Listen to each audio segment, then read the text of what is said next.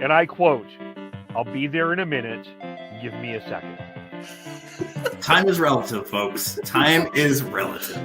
Yes. So, hey, cheers to everybody in the chat. They're a division rival. I don't care how many wins they get. Screw them. That wasn't the take I was expecting to hear. I want to gush over watching live Chris Tanev. I think that we completely underestimate the skill it takes to play defense. One highlight or several highlights does not a Calder trophy make. I'm stepping in here. I'm going to be the crotchety old man here. They need to learn patience. They need to understand the tension and everything and the drama. How dare! Look at this! How is McDavid not getting a penalty? You guys need to calm down with this, okay? You guys need to calm down with it.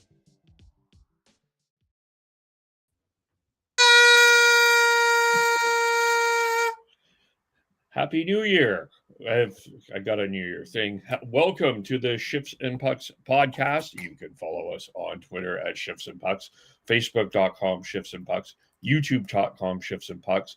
Subscribe wherever you get your audio, as well as it is we are recording this for those that listen later live as on the last day of 2024 ahead of the final game for the Vancouver Canucks for 2024. And what a 2024 it was. We will review that. And quite a day for hockey as well. So now together in one room is Sean and Chris, as Chris has landed himself in Calgary. Hello over there. Hello, hello. Yeah, hello there, Kevin. Happy New Year. Yes, Merry Christmas as well. Merry belated Christmas. Yeah. Happy Hanukkah for those who celebrate as well. How are you doing? What's going on over there? I mean, I'm showcasing my no longer localness with my hat that I decided to bring. Which is Lake life. Yeah, Okanagan lifestyle for those who can't make out the font. Yeah, it's been a fun day, a few days with Chris in town. So last night we were at the Wranglers and Abbotsford Canucks game.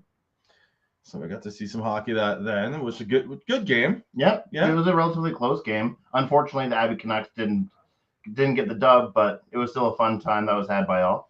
Lekermecki got a goal, so that was nice to see. Mm-hmm. Mm-hmm. Mm-hmm. And yes, 2 nights before that, I also went to the Roughnecks home opener, so I've definitely been having some fun in Calgary. You've done the Calgary tour. Yeah. And then the irony is that the only Canucks game, or the only Vancouver-based team that's in town this weekend that I won't be seeing is the team we're now talking about. Yes, the Vancouver Canucks. And this is quite a day for hockey. If you're watching this, you're a hockey fan, or listening to this, you're a hockey fan. But near the Winter Classic, followed by the Canada, US, and the World Juniors, followed by Canucks Flames. You've got a smorgasbord of hockey to deal with. We'll get into the World Juniors in a little bit. We may talk about the Winter Classic, but most of our time will be about the Vancouver Canucks. We will do the year in review, but before we do this, it's all about the drama with the Vancouver Canucks, and Ian McIntyre, the intrepid Sportsnet reporter, did an interview with Patrick Alvin, and this that came out yesterday. You can see that at sportsnet.ca. Not promoting, that's where it is. And few things came out of this conversation. There will be some that will be a little louder than others, but You don't say. yes. What the what? You mean that there's some controversy from this interview? I'm going to let you in on a secret. Sean has some feelings about this. Okay, well, there's 3 topics in this interview. Well, maybe 3, maybe 4 topics in this interview that I think grabbed my attention, some a little bit more than others. So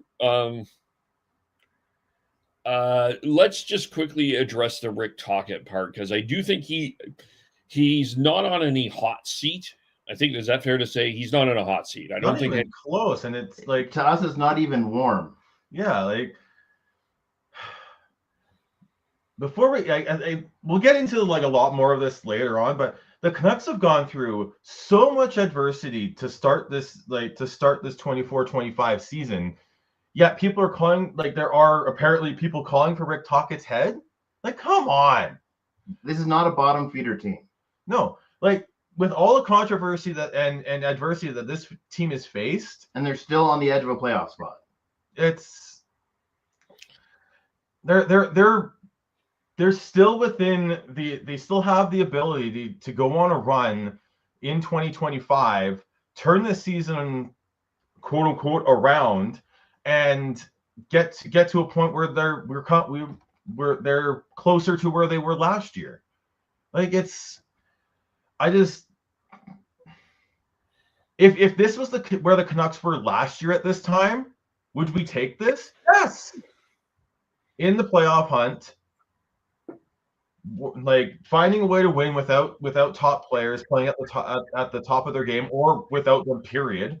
While still having frustrating games, because every team has those. Yeah, I feel like a lot of what the issues that the market is hyper fixating on are less mountains and more molehills. And yes, they're not where we want them to be. We would rather them be where the Vegas Golden Knights are. We would rather them be like that. But they're still within. They're not Nashville. They're not the Rangers. They're not the Habs or the Sabres, where they're just falling apart at the seams. They're not, despite the fact that you have Hronek out long term. Hughes is now week to week. Petey's day to day. They had Demko out for most of the season so far. Miller was out for a month. They missed Miller for a while.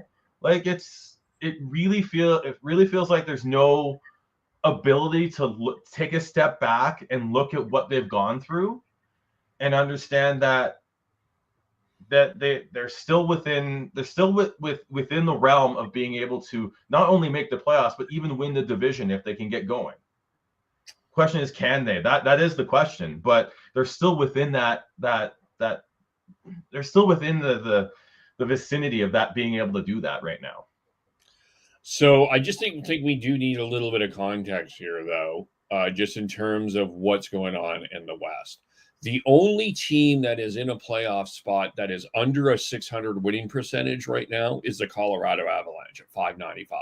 You've got the Winnipeg Jets at a 724 winning percentage. You got the Vegas Golden Knights at a 736 winning percentage. For context, the Eastern Conference, you have the Ottawa Senators at a 556.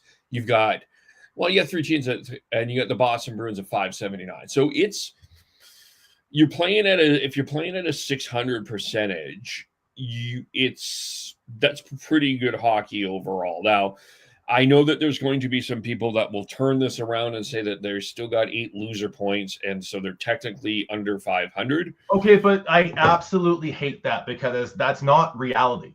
You're making something up because it fits your narrative, not what the actual reality is. Yeah. A point is still a fucking point. Every team plays under the same rules. Even if you don't like the quote unquote loser point, I think all of us are probably on the pretty close to the idea where I think the league would be better without it, but it's part of it, and it's still part of the story. And so to negate that fact is just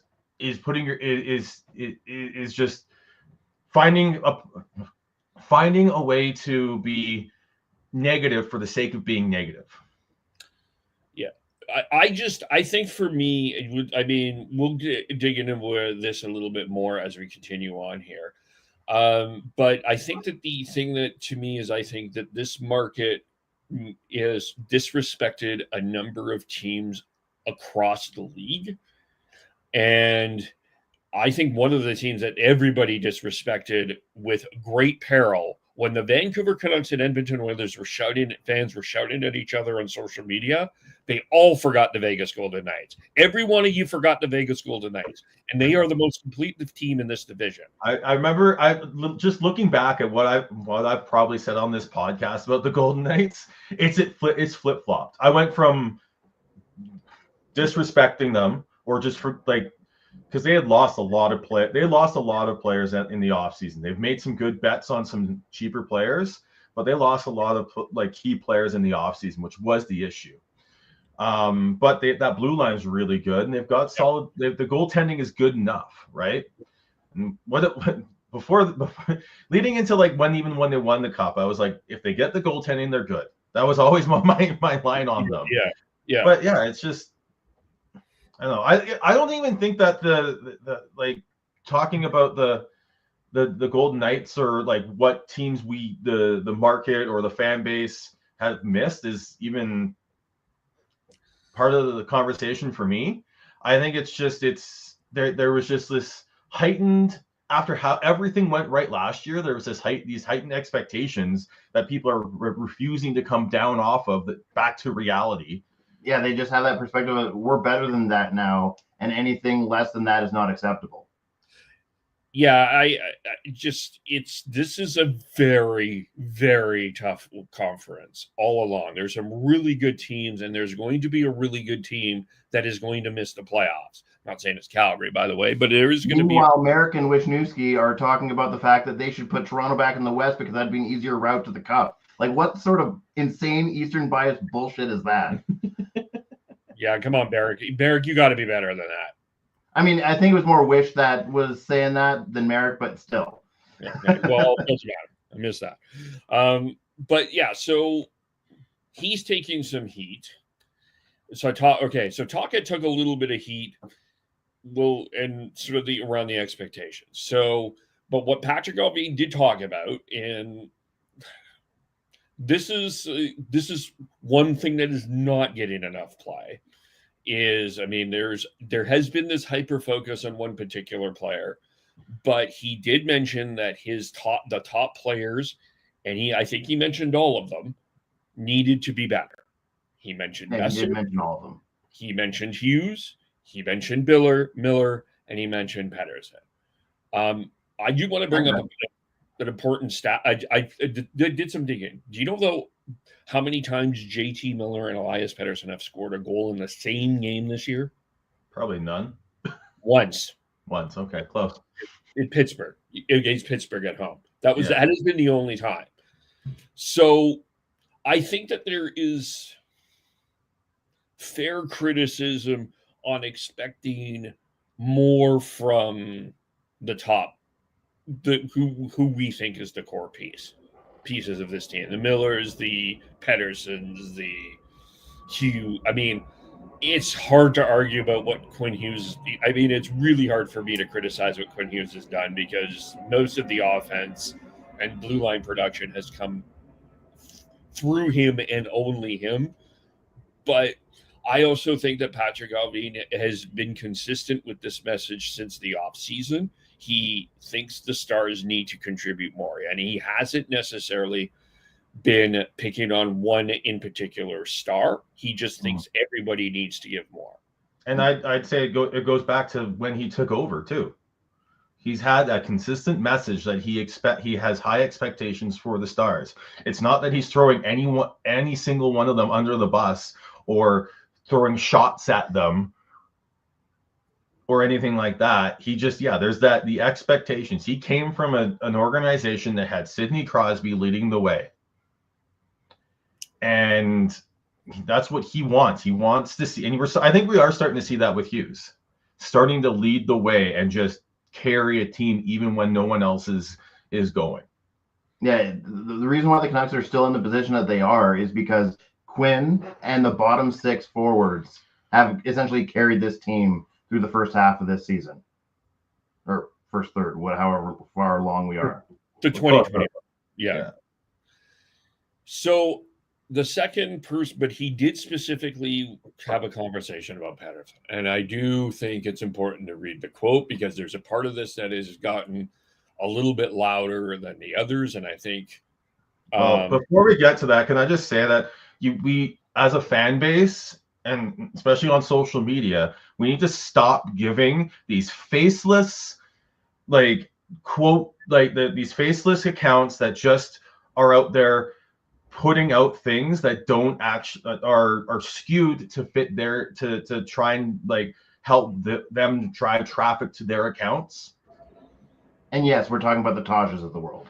And you just because they don't actually quote things properly, and they pick and choose what they share to be able to create and spread drama, right? So and I agree with you, Kev. I think you have to read the whole quote from Alvin about Petey, and you have to take a step back and remember what message that Alvin has been putting out there for his stars since Alvin took over. So without further ado, read the quote. We want to build a team that sets up for long-term success. Building around the long-term deals with Miller and Petey, having Quinn and Demko got Philip Ronick and Jake DeBrusk. I mean, those are big pieces. Petey has shown up to this point that he is an extremely talented, quality player that could and should be a number one center. I believe in him. I believe that he's capable. But he needs to mature and understand that there are certain expectations, and it does not get easier. And you need to face the music when things don't go well. Is it a possible? I guess I would say anything is possible. Now, that last part was about a potential trade because Petey's no movement clause or no trade clause doesn't kick in until next season. Yeah. Well, let's just. There are some Calgary Flame fans that have immediately the Flames puppies have jumped in on this and have said let's try to get Elias Pettersson. We'll leave that for the Flames podcast from that perspective. From the Vancouver Canucks perspective, and if you want to, I hear a lot of people talking about don't do what the Buffalo Sabres did. The Buffalo Sabres did this exact thing. Jack Eichel was traded, and that franchise has floundered. If you're trading Pettersson, if you think that you should trade Pettersson, I'm sorry, I cannot take you seriously. I can't. Also, it's not like we're just going to be giving him up for draft picks and futures. Like, if you're giving up on a player who's making 11.6, you are getting something substantial back, if that were even to happen, which I don't think any of us think is likely. Not a trade. It's not a trade you can win. That is the one issue. I don't think it's a trade you can win. I think you look back at the rumored trade with the Carolina Hurricanes last year with Marty Necas being the key piece coming back then. Like, that might have been okay, but you have to be getting a significant, like, ready plug and play piece coming back for that to happen. And that last quote about a potential trade is just Alvin playing the market. And I'm not necessarily saying that the Vancouver sports market or the hockey market, but the trade market. Because it's not that he's shopping Petey, but he's basically saying, if you want me to trade him, give me your best damn offer and we'll talk. Don't pussyfoot around this. Give me your best damn offer and then maybe we'll talk. And just like we've said many times in this podcast, a good GM is always going to pick up that phone. Doesn't mean he's shopping players, but he's going to pick up the phone and is willing to have a conversation. Yeah. I mean, when I see an insider say they've talked about this, I don't take it too seriously unless it gets to something where someone says, well, Buffalo and Detroit have been talking. I mean, I know that people have said it. I'm seeing this with JT Miller. If I'm a GM and I'm hearing a reported rift between Miller and Pettersson, I'm just going to call and ask what's going on. Yeah. My job as a GM is to do. I'm not trading Miller or Pettersson, and I'll say this flat out. If you trade one of them, I don't care which one I trade, you're not winning a damn thing. You're not. I mean, it really depends on if they can coexist. Because I think there is something there. There's a personality clash. There is.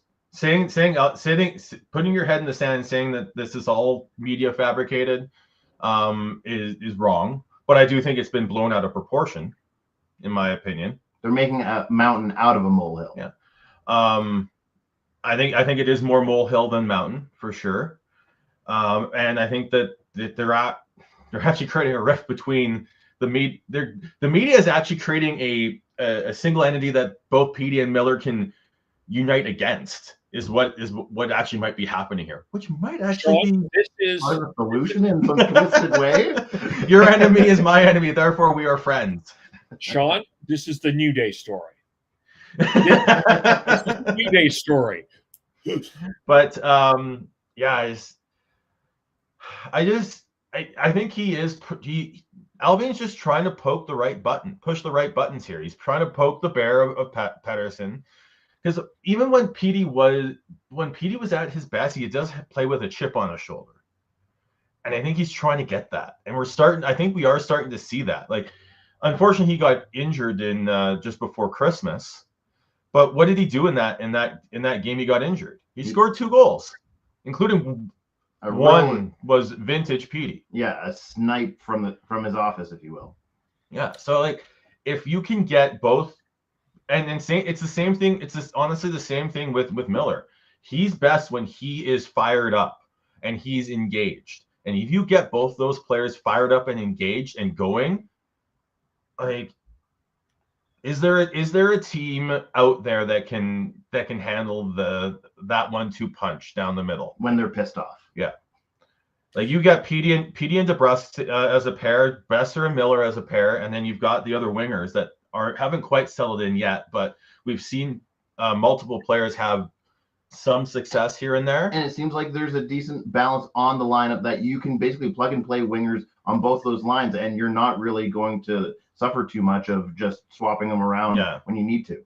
I think the biggest thing with the Canucks going into 2025 is we have not seen anywhere close to them at their best. Or fully healthy. Yeah. Yeah, that's true. Now, I do think that the part that should get a little bit more attention in this Petey conversation is the part he needs to mature and understand that there's certain expectations, and it does not get easier. And there is an example in Vancouver about this, and it is Daniel and Henrik Sedin, who had it very tough at the beginning. We all know that. And they stood in and they took the heat. And I do think it is a fair expectation for Pettersson to start understanding that. Like, he has become a little bit abrasive in the media. I think both Miller and Pettersson kind of did the shove off, go fuck yourself kind of thing to the media earlier. In their own ways, yeah. Their own way. But I also think that Petey needs to be less Leon Draisaitl and a little bit more Henrik and Daniel Sedin. And speaking of Henrik, if there is a personality clash that he's truly having with JT, you should talk to Henrik and see how he handled Ryan Kessler, because I feel like it's a very similar dynamic. Yeah. I mean, other than the fact that I don't think they've got a BX that can keep Kessler or Miller in check with that. Fair point. But I think you guys are seeing what I'm trying to say. Oh, yeah. Like, there's a similar dynamic there, and I feel like if there truly is like a way that Henrik was able to work around like a gritty sort of in-your-face personality that was Kessler, I think that might also be helpful for Petey and JT. Yeah. I mean, do I think that there's a tension between the two? Yes. Do I think that is it creating storylines? Yes. Is it unsalvageable? Not yet. I think not yet. I think we've still got half of this season to go, and I think if we're gonna talk about how the reports and everything that's gone out there, there's been a couple that came out that a lot of what was the issue is water under the bridge now. I saw a report from that, and then I saw a report that JT Miller is fully committed to Vancouver.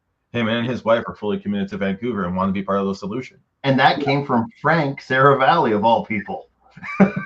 So it's like you gotta look at the whole picture. You can't just continue to just be a Chicken Little. Yeah. The third part of this is actually, for me, the most concerning part. This is what got me a little bit, was a bit of a statement here. And this is the question: besides the Stanley Cup, what do you want to see from your team in 2025? And his answer is very interesting. Our identity has been very vague this season. It hasn't been a clear path. Now, part of this is understandable. That's my comment. If you don't have that, success is not sustainable long term. So, what I would say is this: I would like to see us playing our style and a brand of hockey on a more consistent basis. I don't like to drive to the game, and I don't know what I'm going to get. We need to play a certain way every night to be successful. And when we do, we're a good team. I would like to see us find our identity and consistency more, and then everything else will take care of itself. So I think that this is a bit more of, and maybe with the injuries here with Pettersson and Hughes, I wonder if we start to see a little bit more. This is probably a good opportunity for the Canucks to, I think we're this month, there's 21 games before the Four Nations. This is a pretty hefty schedule. I think we're going to see who the Canucks truly are as we head into the Four Nations, because you got Hughes out for at least 3, you got Pettersson out for at least 1. As far as we know, anything can change. So you're going to see where this team is at without those two, and you're going to see some people step into situations where they are needed, right? So I think, don't know if I agree with you. The fact that I think we'll see once those two players are back, then we'll see what there's the opportunity to see what this team is. Because without them, that's not the Canucks, right? That's like asking the Oilers to be without McDavid and Draisaitl, and that's not the same. You're gonna find the team toughness, and I'm not saying the punch in the face type of toughness. You're gonna find that grit. They need more of that, though. Yeah, they probably do. And we saw that near the end of just before Christmas as well. We saw them show a little bit more spunk and grittiness, and it's just piss and vinegar. The Brian like truculence, the Brian Burkeisms. They do need more of that, and I think part of that is that because of whatever Miller was going through and all that, we weren't seeing that from him, and he's the emotional heartbeat of this team sometimes, most of the time actually, and we weren't seeing that. And I think if we can start to see that come back, then yeah, regardless of who's in the lineup, if they've got that piss and vinegar, and they're like Danton Heinen had his first NHL fight, like if you start seeing that all of us against the world mentality, which they need to take, yeah, I think everything will fall into line. Miller's game will come back. Petey's game will come back. Hughes will continue to be Quinn Hughes. And they've got a good, I'm almost, the expectation is that the Canucks one goalie tandem is going to be solid at the very least, right? So there's still some holes in the lineup, but yeah, if you can find that identity, which again, I agree with. I don't think they've really found the identity of this team yet, and that's been a big issue. Yeah, I think like if we're just hypothesizing like what they might need or what they'll be looking for around the trade deadline, or just to improve the team before the deadline, is definitely like a puck moving middle defenseman, and probably a grittier sort of forward. Not because I think they have enough scoring forwards. They probably just need that, yeah, like that piss and vinegar, sort of like Rafi Torres-esque. Obviously, we're not in the same era as that, but kind of in that sort of mindset of like bringing that extra grit to the forward crew. I think if it was me, I agree with you in the defense of the blue line, but I think they also need a right shot center. I mean, a right shot center would be ideal for sure. And there's always going to be a wish list of like how you can improve the team. And up front, I think that they need Dakota Joshua to find his game. He's been spits and starts since coming back from his cancer treatment. But it hasn't been the same Dak that we saw last season. Because if you get him and Garley. and well, you get that pair going, and then you've got Kiefer Sherwood playing the way he's been playing.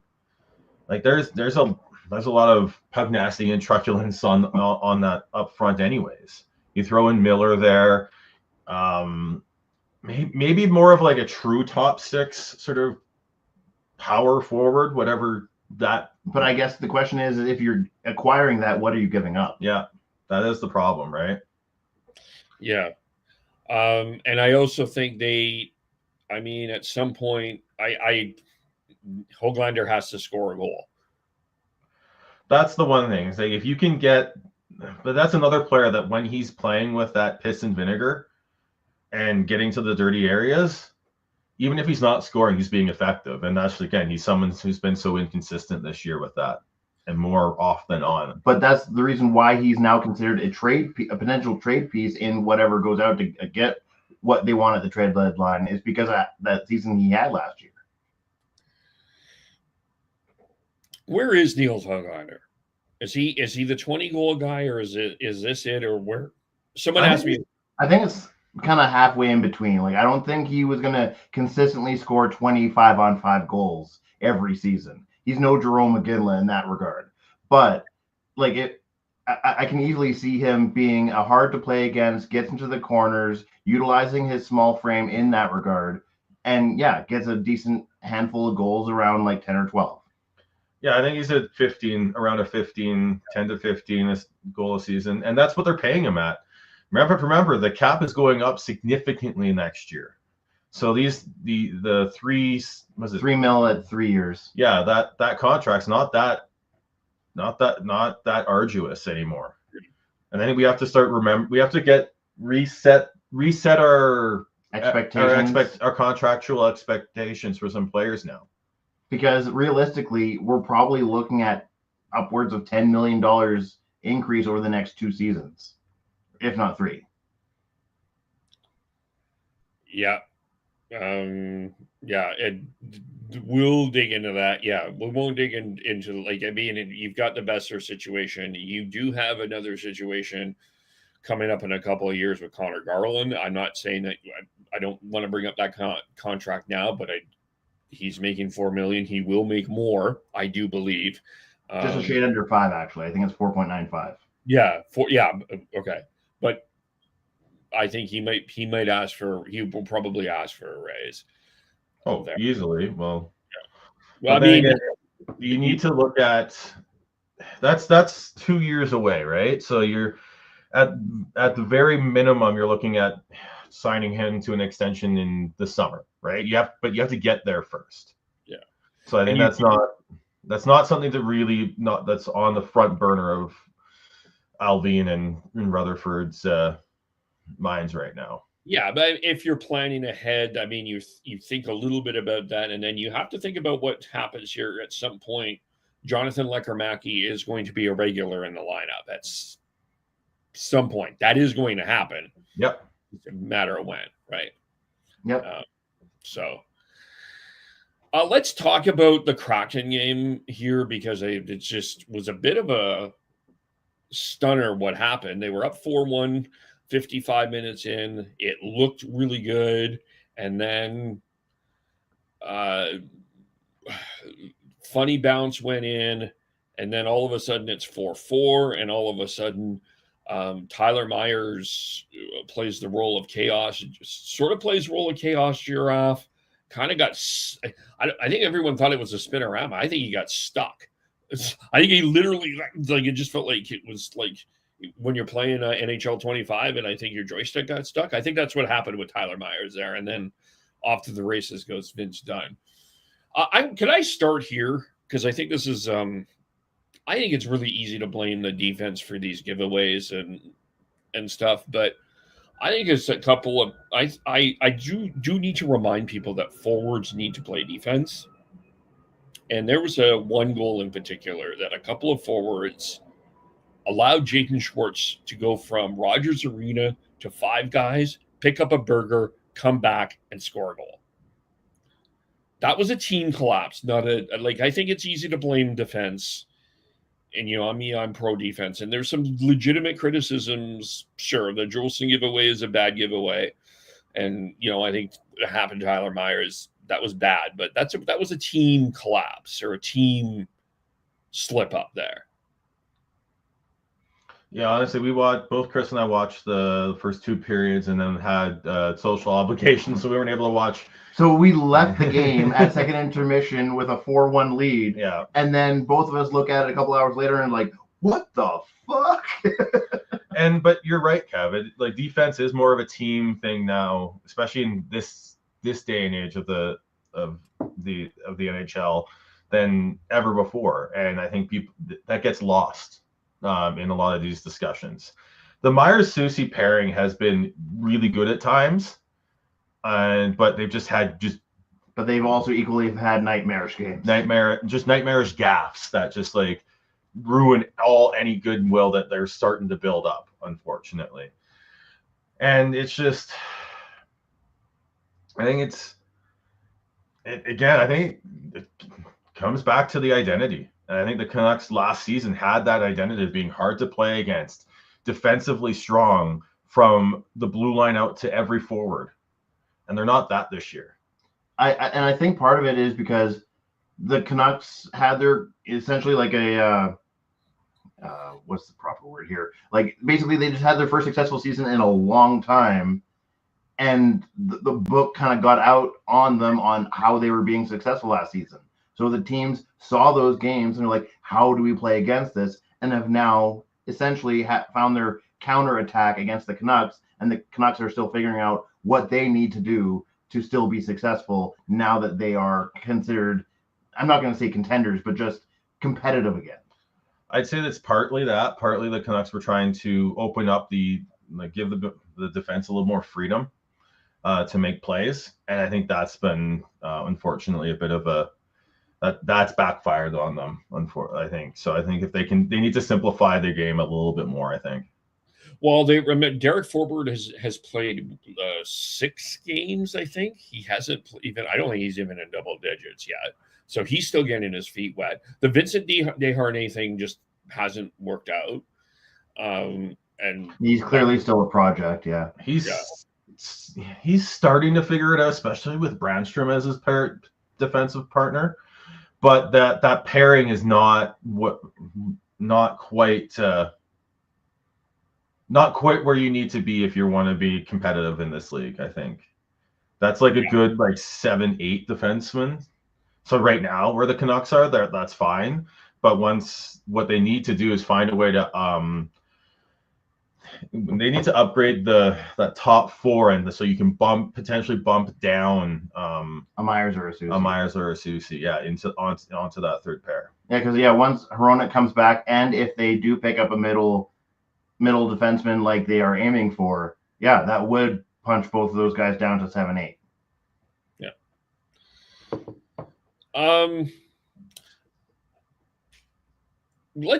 So I just did my top 5 stories of the Canucks year of 2024.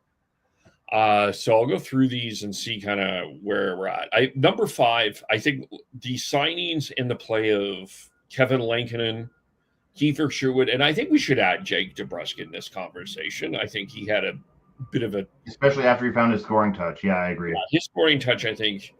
Kiefer Sherwood hits everything. Kevin Lankinen, has been a bargain basement and has been a wonderful solution to the Demko problem, the Demko injury, and allowing Seeloffs to develop his game where it should be in the AHL. So I had that as the number 5 story. I think I would extend it out just the depth pieces the Canucks have added. That's kind of the summary version of what Kevin has said. Yeah, it's not that Lankinen's been nice. Sherwood's been a really good one. But even just you throw in Erik Brandstrom. Having Brandstrom come in and be a decent add. Like I said, we haven't really seen what Forbort can bring to this team. He's only played 9 games. I just looked that one up. Desharnais, like I said, Desharnais hasn't really turned out the way they wanted. But you're not going to bat 1,000 regardless. No.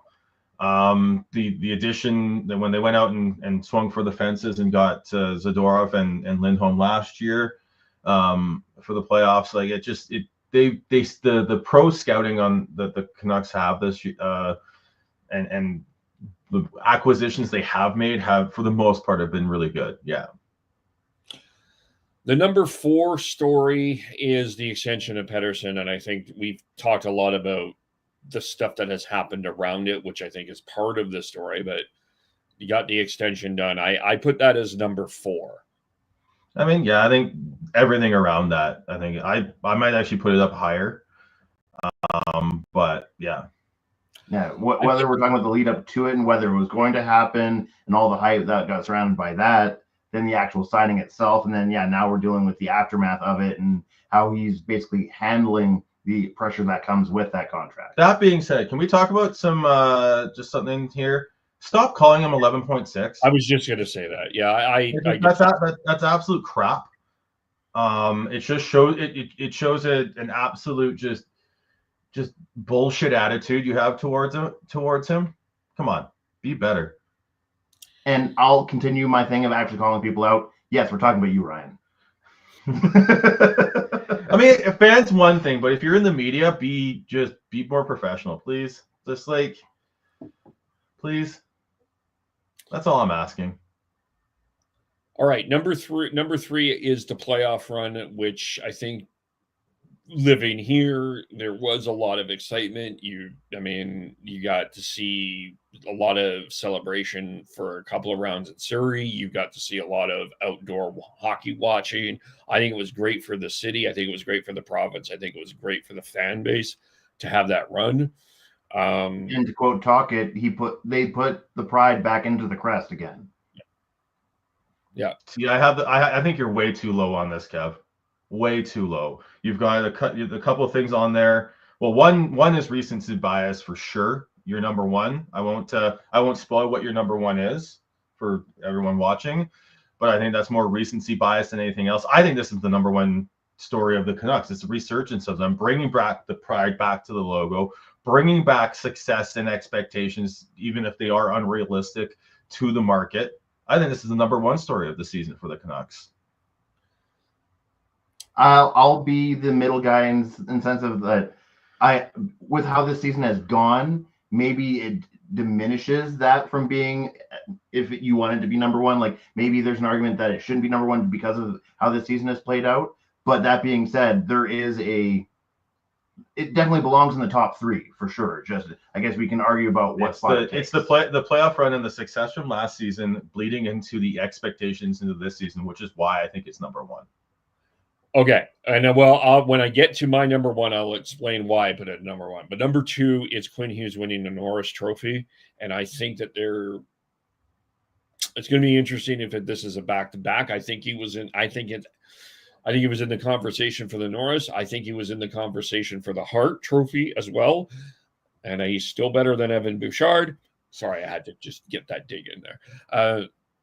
Yeah, so I think, and the first Canuck to do it, I think, I think that is, to me, that was the number two story, because that's the history of Vancouver Canucks defensemen that's never happened. So I think that the rise of Quinn Hughes was the number two story for me. Yep, that tracks for me. Yep, I think we're all in agreement on its placement. Yeah. Number one for me was the injury to Thatcher Demko, because you had it happen in the regular season, you had it happen in the playoffs, and then you had it continue on into the offseason, into the regular season. So the length of this was why I put this for the story of 2024. Because he was basically not on the ice for 2/3 of it. Yeah. And I think there were so many questions around it. We learned about the popliteus. We learned about, there were so many questions about the length. He came back.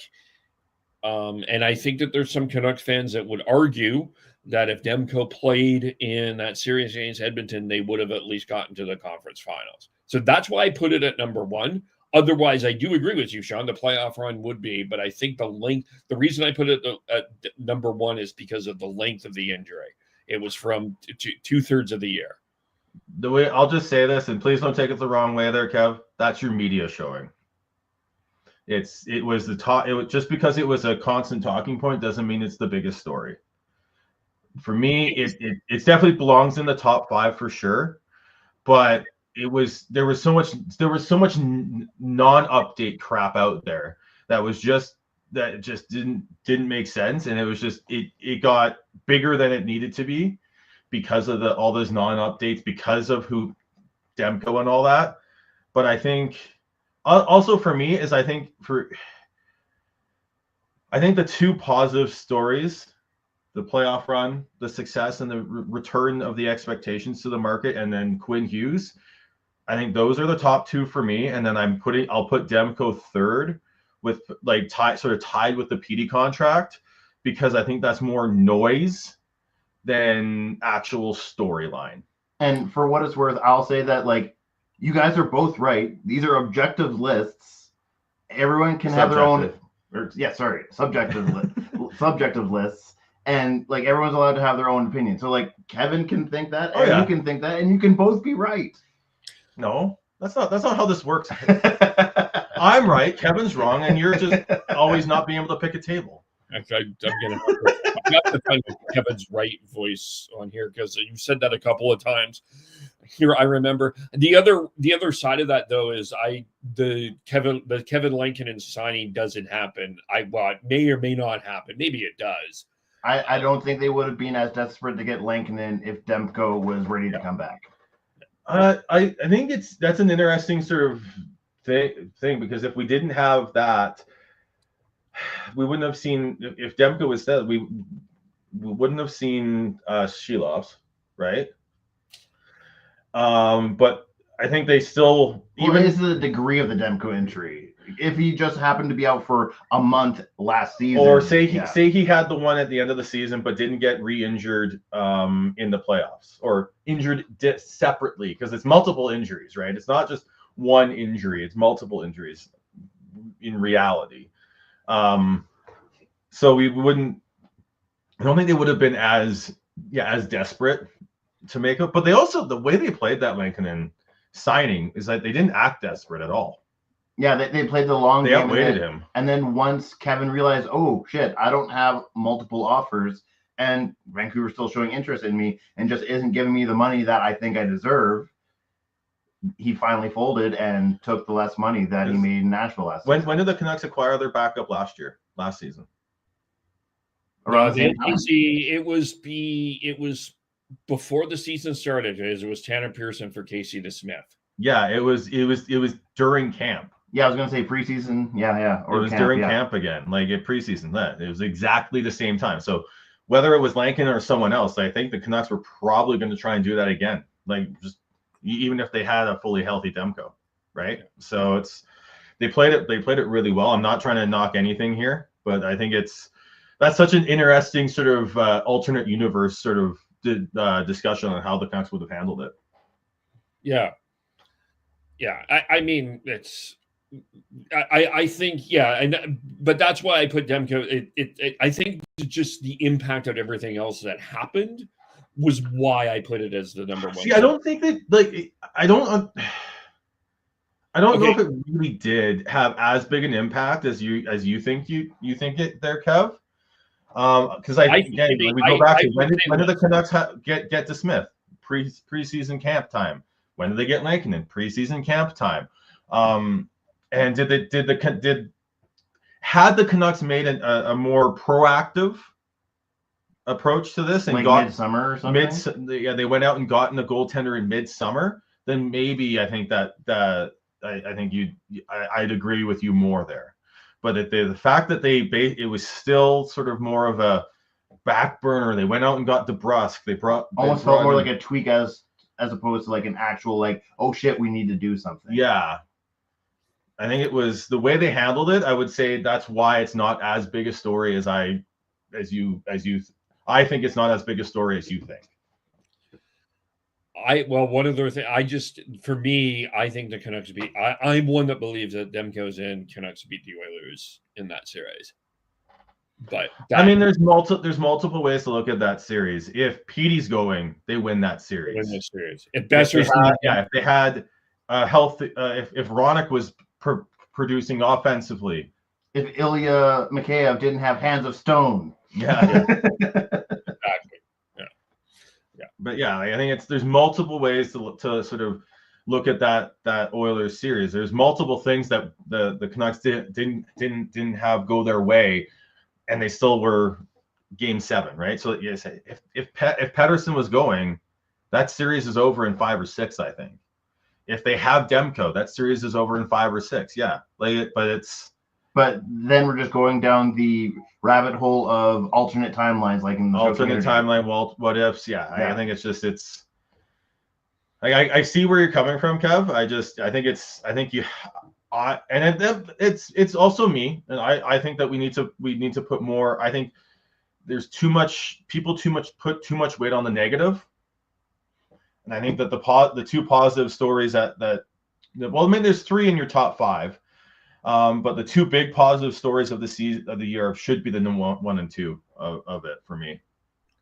I will agree with Sean in the sense of just generally speaking in life, people need to put more emphasis on giving compliments for the good as opposed to always just like magnifying the bad. I don't necessarily think that the Demko. I mean, it was an unfortunate, but I don't necessarily think. I think there's some negative, but it turned out there's some positive for it too, right? Because the Lankinen situation, we got to see Arthur Thielofs, so there was some good and bad with that as well. Yeah, there's always going to be interplay. Yeah. Yeah. So, the one other one that I think I do think there was 2 others that could have been in there. Honorable mentions, if you will. Rick Tocchet went into Jack Adams.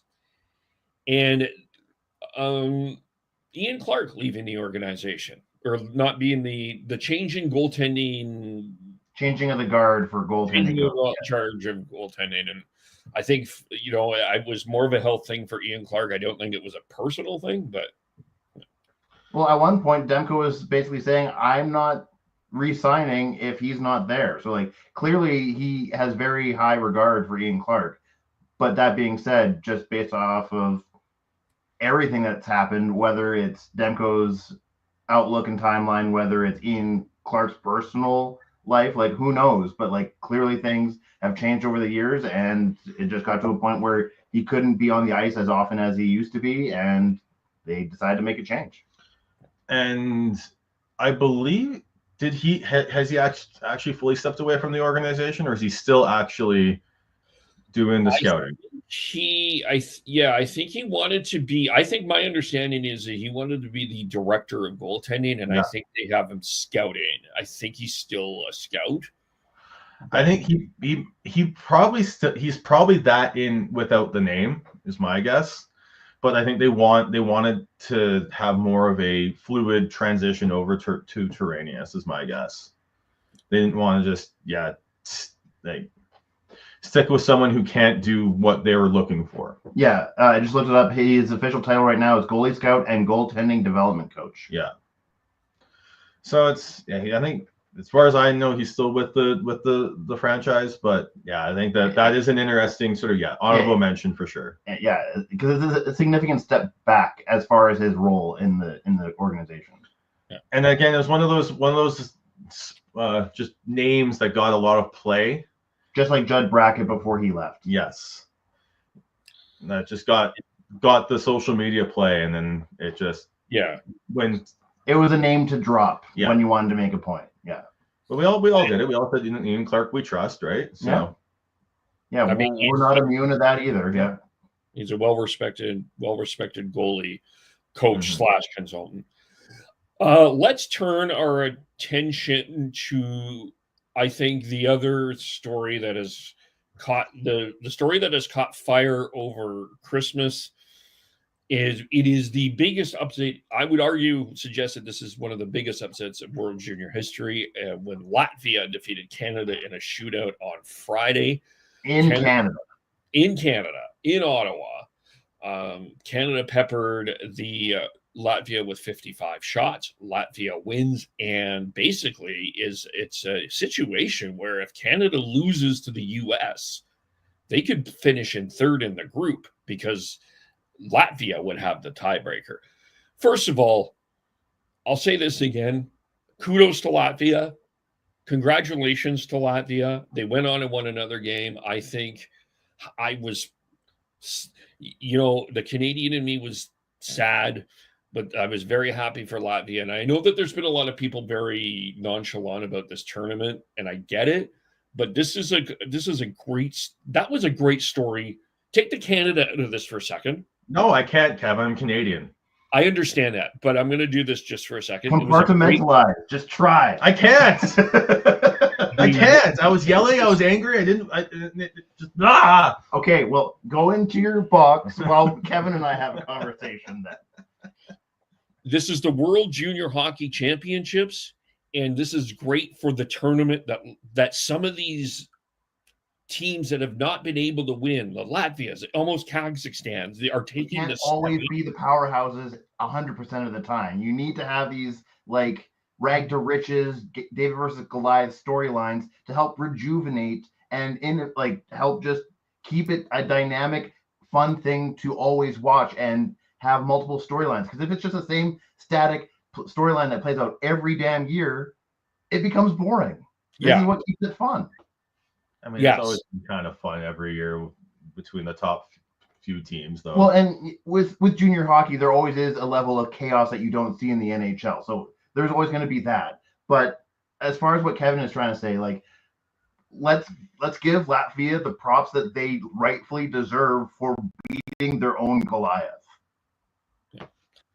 They found another goalie.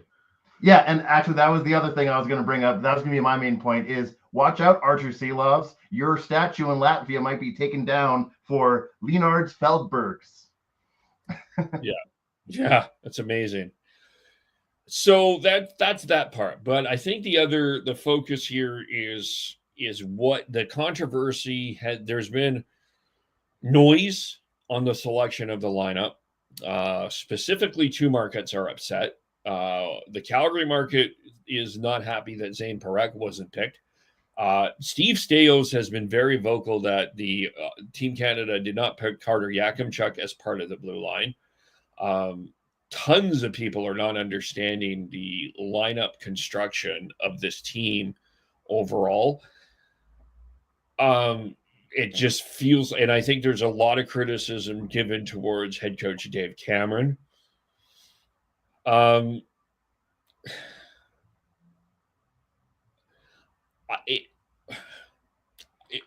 think. Go ahead, Sean. I'd say that we go back to the conversation we had about the Canucks. There's a lack of identity on this team. They don't have the top end like elite offensive game changers. They've got a couple that will be next year in McKenna and then unfortunately they lost Schaefer. That was a brutal injury, by the way. Yeah.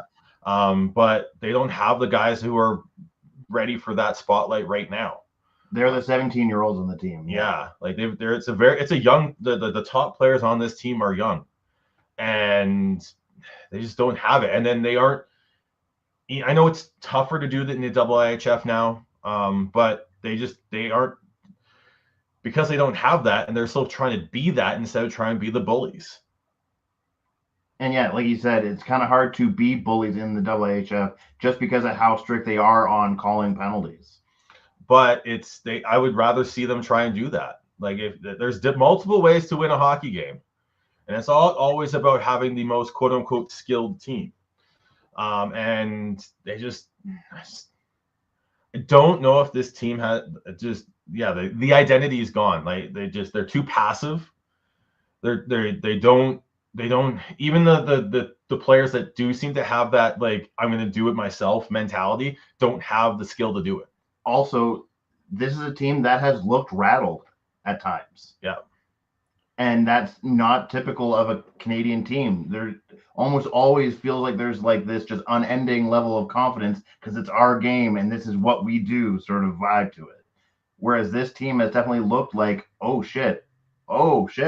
okay, how are we going to react? I don't know. And I don't know if like bringing Zane Parekh or Carter Yakimchuk or a Beckett Senek would change that. Unfortunately, I think that this just might be a down year in terms of it. The player Gavin McKenna, you're gonna like next year they'll have McKenna, they'll have Schaefer, who will both be draft eligible. Oh no, Schaefer's draft eligible this year. They'll both probably still be back. You'll probably still have Porter Matone as well. Like they've got Carter George and Ivanovic. Yeah, I was going to say the Slavic name. Yeah, I know I butchered that and I apologize. But that next year is gonna be good. But this year it feels like it's a struggle. It might be one of those years where you're just in transition and might not be there yet. And honestly, next year they could honestly have Parekh and Yakimchuk on that blue line as well. Yeah, I don't know. I probably actually do. I know that there's some people that are some people are very angry about the Parekh one. I don't know if he would have. I'll say this about Zane Parekh. I have a hunch it's a kid that needed to be humbled just a touch. This is Brand. That's what they were trying to do with that, is what you're thinking? I think, yeah. I have heard things that it was a bit of an attitude issue. But that being said, you still got to take the best players, right? And I think you could make an argument and put them in positions to succeed. The having Oliver Bonk as your power play quarterback instead of playing the bumper spot that he plays in the London, like I don't think was smart. And once they moved him there, they got and then he started scoring. So, but I think it's a lot more complicated than just not taking Yakimchuk, Parekh, and even Beckett Senek. Like I did Senek. Do you think they missed? Yeah, I would say I think they needed Senek, and I think Andrew. The one miss I would say is Andrew Crystal. I do think he probably should have been on the team, but I also, I also want to be very careful because I think that there's some people making some criticisms of things that I think there's some things that are going on that we are not aware of. And I'm not trying to be an insider or anything like that. I'm not like, it feels like this team was made for a specific reason. And I know that there's a lot of you're right. I think you need to take the best players, but it feels like there was some other things at play here. And I don't know anything. That's just it feels like you're trying to hint at something without giving away the story. But now I want to know the story. Well, I think you as you said with Parekh, like there was someone who's needed to be humbled, or there was because we were talking yesterday with a friend of ours who has some connection as well, and that was the thing, is there might have been a attitude issue. And I do know that. I think we go a little bit bigger here with everything that's gone on with Hockey Canada. I think they just didn't want to have any. They wanted to avoid controversy as much as possible, even though it doesn't matter what you're going to do. It's like just like with the Canucks, it doesn't matter what you're going to do. There's going to be people yelling and screaming and double and questioning what you've done. But yeah, tonight they can. That being said, Carter George has stepped up big, right? And they could also change the narrative with a massive win tonight. Yeah, they win tonight, and they win the group, and they go into the medal round as still one of the favorites, right? And the fans have shown that the U.S. is beatable. So yeah, it's not like this is some like massive undertaking. This is a winnable game. Well, you know, honey, who has the best round robin record the last 5 to 10 years at this tournament? Sweden. How many golds have they won? I don't know. Should we ask Maddie? We got a buddy who's a diehard Sweden fan. Yeah, we were chirping him all last night about it. Yeah. So I wonder and I also wonder if they've been setting themselves up and saying, "Look, we're going to prepare ourselves for the meat of the tournament, which was from the U.S. on." I'm just a little bit more like, I understand the criticisms and stuff, but I'm in a position. I'm kind of was thinking about this, and I think that this was a little bit more a wait and see to see where this team is at. And there seems, I think that there's a method to the madness. I just want to see that out. I think that's fair, but yeah, I think that the lineup decision, especially on the power play, deserves a lot. Are valid criticisms. I think the player selection are valid criticisms, even though I don't think it would have changed too much. But like I said, the Carter George has not allowed a goal in this tournament. Yeah, he's been good. Yeah, outside of Latvia, it's been 2 shutouts. So it's not like if the other goalie was bad either. I think it was more of Canada is struggling to score, right? Yeah. So I think you look at but again, they can change the narrative with a win tonight. Yep.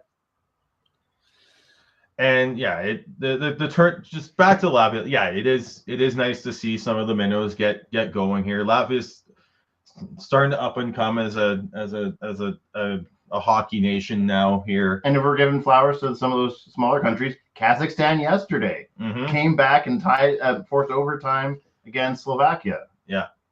So it is nice to see, but we do see a lot of really good storylines, regardless of who's in the tournament and who isn't in the tournament. Yeah. The tournament isn't the same without the Russians, but it's still good. Yeah. That's a whole other topic. We will just leave over there. Yeah. Let's just avoid that. There's one NHL. I mean, there's a bunch of things going on, but I think the one that has just caught everybody's attention is, and I guess the question is, what in the living hell has happened in the New York Rangers? Because, as on paper, they are a powerhouse team. They are a damn good team. And ever since the word got out that they were shopping Kreider and Trouba, it's just been a free fall. Well, then there was something wrong with that room after Drury waived Gaudreau in the summer. Yeah. There's just not a confidence and trust in the system anymore. Or maybe at this point, just the organization. They don't trust Drury anymore. I mean, that's sort of what I'm saying. Organization, system, process of the whole organization. I thought you were more so talking about from the coach down, not management. And that's part of it too, but I think it is a complete lack of trust in management down. Yeah, they just don't feel like they're playing with any connectedness. Igor Shesterkin has he's allowed the most goals. There was, I'll have to dig that stat out, but he has not been the same. You trade your brutal after the contract they just signed him to. Yeah. If we want to have that PD-esque argument about it. I had this team in the final. I really did. I thought the Rangers were the team to get out of the East. I looked at Igor Shesterkin. I didn't mind that blue line, but I mean, Adam Fox has taken a huge step back. K'Andre Miller is struggling. Mika Zibanejad, there's just a whole bunch of things that have happened all at once, and it is such a weird collapse. But yeah, like Sean was saying, maybe it's just they've lost faith in management, and now they're just not playing as a team anymore. Yeah, once you don't have the buy-in, it doesn't matter how quote unquote skilled your team is. Because we know how this typically plays out, that probably means Laviolette's seat is getting pretty hot. I think what I've seen is that they're going to stick it out with Laviolette and Drury to the end of the season unless it really gets bad. But I expect to see at least one or two bigger moves from the Rangers here. And they have the owner that typically has his freakouts if he doesn't get what he wants, right? Dolan, yeah. James Dolan is he's an interesting guy. And while we're all watching this, that's part of probably my biggest question is, how is he reacting? What is he going to basically cause to have based off of his reaction, how is that situation going to play out? Yeah.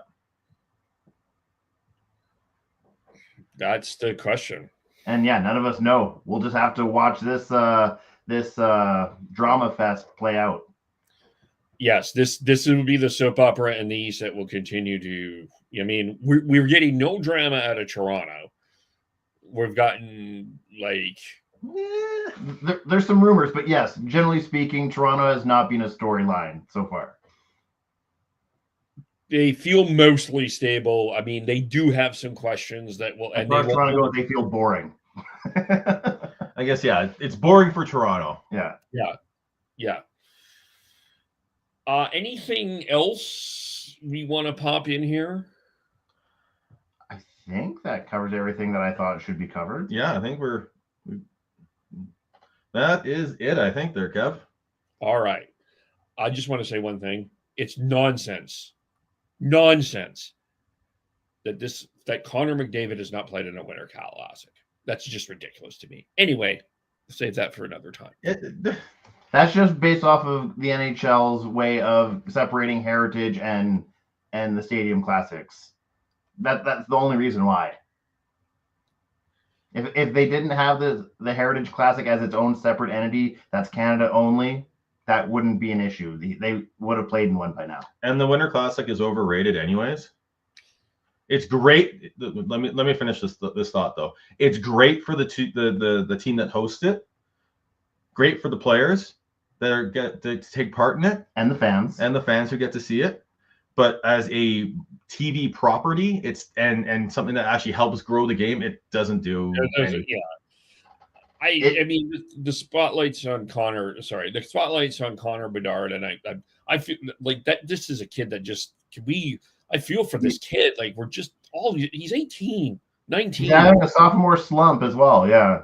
Like just give him a break. Holy smokes. Anyway. All right. Well, we will be back next year. We'll be talking Flames. I think we'll be doing we'll do a year in review for the Flames, which was his own interesting year in and of itself. We will dig into where the Canucks are at. They got a big road trip, lots of games coming up here. So we'll be back next year or next week to talk about them. Happy New Year, Devin. Happy New Year, Tyler. Happy New Year, you guys. How can we follow you? I am BeardedCanucks03 on Twitter. I'm at Schneids on most of the social medias, not all of them. TNOBLE is on at least X. I don't think I've seen him anywhere else, but he'll just tell you to calm down. And Devin is mostly on Instagram at GordonHowe09. I am on. No. Since he got hacked, he now has a different handle. Oh, I did not know. I believe Sean is pulling that up as we speak. He barely posts anyways. He's Gord's dad, but he's too busy with his new puppers. Yeah. Oh, he's got new dog. Okay, I haven't even caught up with him. You can hate him more now, Kev. Yes. Ban Harvey the Hound. No. I am KEVOLE. Thanks everyone for watching, listening throughout all the years, throughout all of 2024. We hope you have a great 2025. Happy New Year. We will talk to you all very soon. Bye for now. Please don't drink and drive.